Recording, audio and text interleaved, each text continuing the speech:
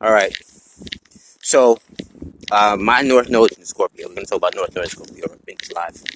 Uh, I'm a Taurus. I'm an Aries Taurus cusp. I'm a 90. I would say I'm 98% Aries, and partially because I keep saying it over and over and over, so I identify with it more. But I think from my perspective, I identify. Um, I identify with what I talk about. So when I used to say I'm a Taurus, I identify with Taurus ideals. Um, but at the same time, I had somebody check me, and when she knew astrology, and she was like, "Yo, you don't sound like a Taurus. I know Tauruses, and you don't sound like them." And she was like, "Yo, you sound like an Aries. You don't sound like a Taurus." And when I'm around Tauruses, we don't think the same in many regards. Uh, yes, because my Mars is in Leo, so it leaves my drive very impulsive. My rising's in Leo, um, and I'm an Aries in the ninth house, not ninth and 10th house. So, um, so for me, um, the occult is all in my life. Can't even run from you, boy. Yo, I can't even run from this shit, B. Oh my God. Yo, cause one occult teacher is a Sagittarius. And that's why I'm often teaching so much, because preaching, that's what Gemini teaching shit, is that sad shit. And I'm like, yo,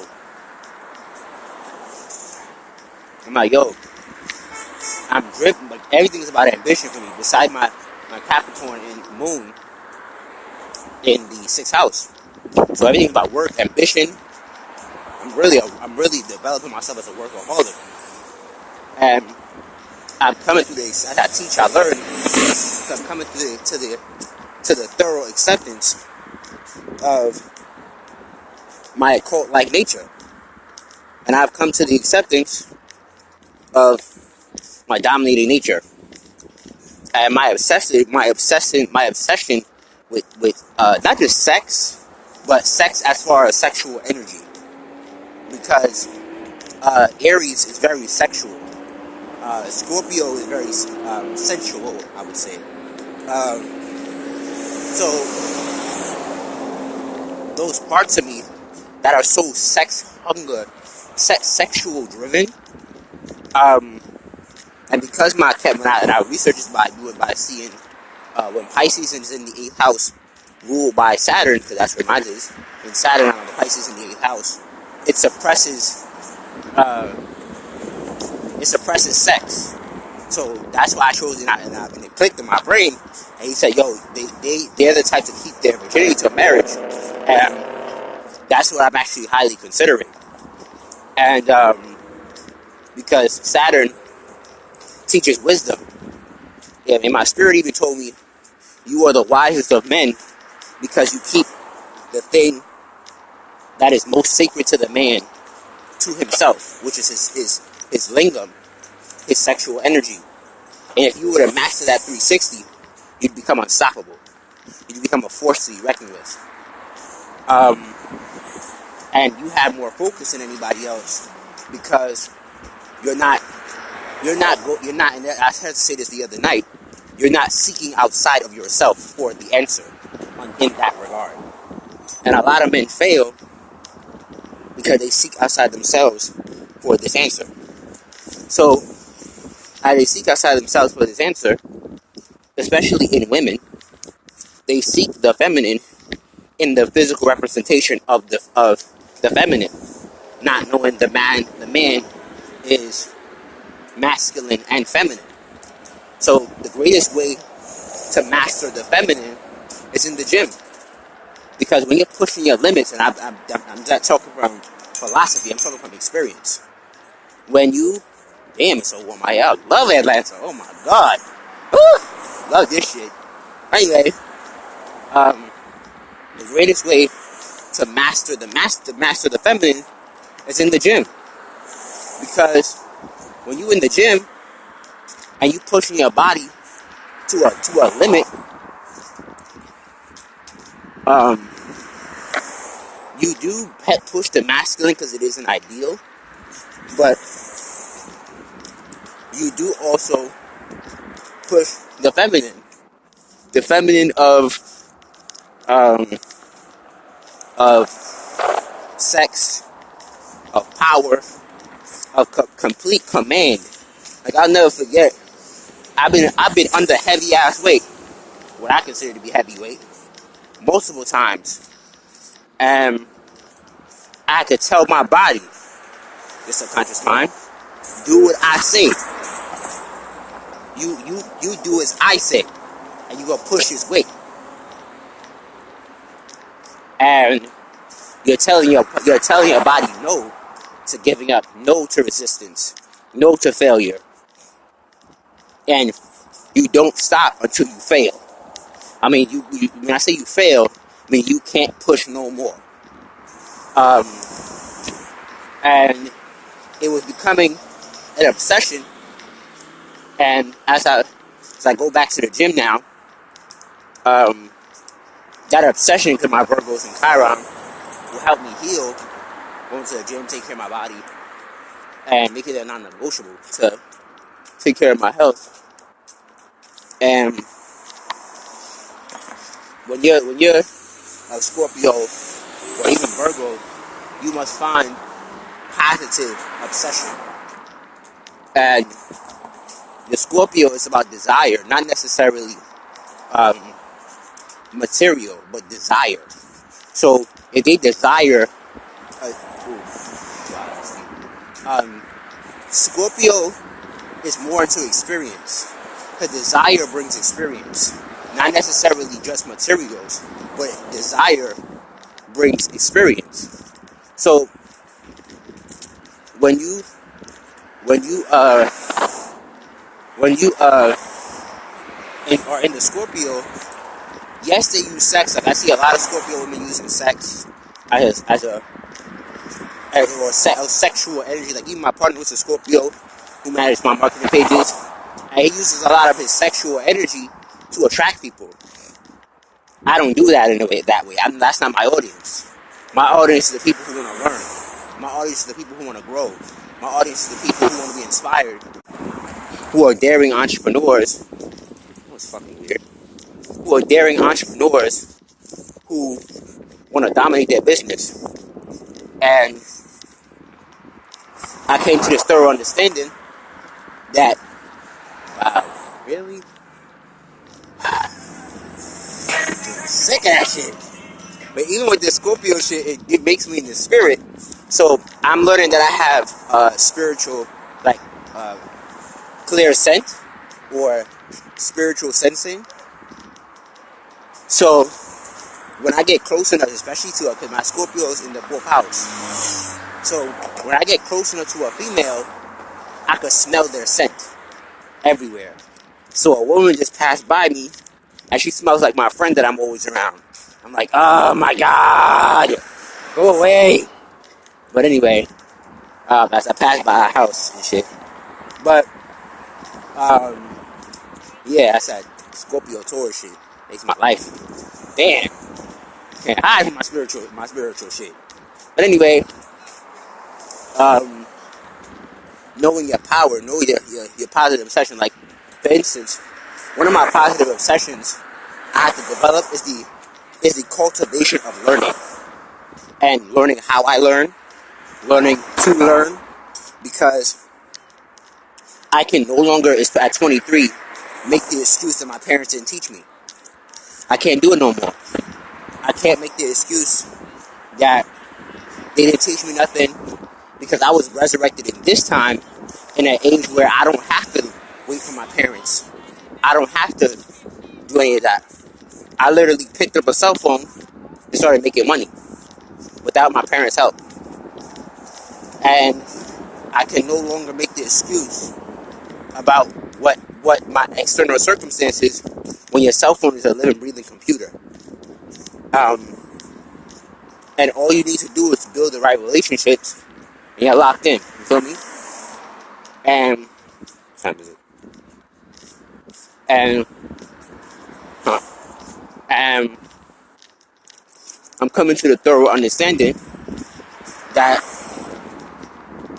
I can't make that excuse anymore. And I have to explore my own, experiment on my own. I have to release guilt, release shame of sexual pleasure, sexual cravings, because it's not something to be ashamed about. It's something that I just suppress. And to a great extent, that's not even good. Because um, it's the expression of that sexuality and the cultivation of it. That's what I gotta do now. Instead of suppressing it, I gotta discipline it and express it in a different way, in a powerful way. Because I'm not gonna. Because it hinders me to suppress my sexual energy when I'm so full of it. Especially the fact that um, I'm not having sex, so it's flowing within me, and I can't run away from it. It entangles my being, my whole chakra system, my body. I wake up positive, and that's like that Aries night house shit. I'm grounded and all, but I'm not really a pessimist. You feel me? I'm actually sometimes too much of an optimist. Um, so you know, I have to take complete control of my future, which I'm doing now, and have this obsessive understanding of learning. And as long as like I tell my friend all the time, as long as my cell phone on and I got my computer, I'm straight. And um, as I walk into the graveyard, Scorpio shit, I had to come into this thorough understanding of domination. And I like to be around the dead because it brings me peace. And uh, as it brings me peace, um, it helps me be in tune with my ancestors. Because I say I'm a thorough believer in it. Wherever Scorpio is, ancestors are. Especially in the black community. Or past lives are and shit. Because it's the world of the undead. It's the ruler of the underworld. And the people who are in the underworld are the people of the dead. Or you could just replace underworld as the ruler of the dead. So the dead is your ancestors. Now the ancestors don't always have to be dead, but um um um um like I said, um Scorpio rules. That makes a lot of sense. Yeah. So anywhere Scorpio is, ancestors are. So if you're melanated and you're a Scorpio, um ancestors walk with you all the time. So because it's the rule of the dead. Wow, that's so fucking deep. Woo! That's so deep. So something just clicked for my friend and her child. Um, that's deep. Um, but anyway, so I see 55. Yes, that's what I like. Yes, that's what I like. Interesting. But anyway, I've never seen that number before around here. But change is coming, transformation, and I'm accepting that. And with positive obsessions, the only way to transform, and that's what I'm gonna say for the rest of my life. The only way to transform is through obsession. There's no other way. I tried it, believe me. I tried the passive shit. I tried the when I feel like it's shit. I tried the when I want to do a shit. It don't work because it's so beautiful outside today. Because when you try to do stuff whenever you feel like it, yeah, it is. I'm learning that change is wonderful. Let me start saying that change is a wonderful thing. That change can be. I can be very stubborn about change. I'm a Taurus sun, but in Taurus and Mercury, but like, but anyway, Scorpio helps me understand, like, because Scorpio is the sign of transformation, and Scorpio is also the sign of obsession. So to connect the two, the only way to transform or change is through obsession. Some people say obsession is bad.